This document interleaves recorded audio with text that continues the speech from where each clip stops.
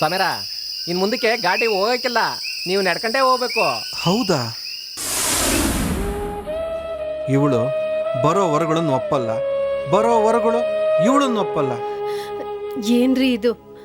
2 ವರ್ಷದಿಂದ ಇದೇ ಕಥೆ ಆಗೋಯ್ತು. ಏನಮ್ಮ ಮಾಡ್ಲಿ, ಹುಡ್ಗ ನನ್ಗಿಷ್ಟ ಆಗ್ಲಿಲ್ಲ ಅಂದ್ರೆ?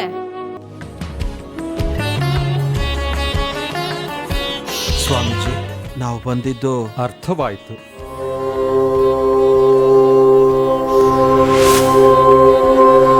ಶ್ರೀ ಶಂಕರ ಮ್ಯಾಟ್ರಿಮೋನಿ.com. ನಾನು ಶೀಘ್ರಮೇವ ಕಲ್ಯಾಣ ಪ್ರಾಪ್ತಿರಸ್ತು ಅಂತ ಆಶೀರ್ವಾದ ಮಾಡಬಹುದಷ್ಟೇ, ಆದ್ರೆ ಇದು ನಿಮ್ ಮಗಳ ಮದುವೆನೇ ಮಾಡಿಸ್ಬಿಡುತ್ತೆ. ಇದನ್ನ ನಂಬಿ ರಿಜಿಸ್ಟ್ರೇಷನ್ ಕೂಡ ಫ್ರೀ. ಆಯ್ತು ಸ್ವಾಮೀಜಿ, ಇವತ್ತೇ ರಿಜಿಸ್ಟ್ರೇಷನ್ ಮಾಡಿಸ್ತೀವಿ. ತಮ್ಮ ಕಾಣಿಕೆ ಅದು ಕೂಡ ಫ್ರೀ.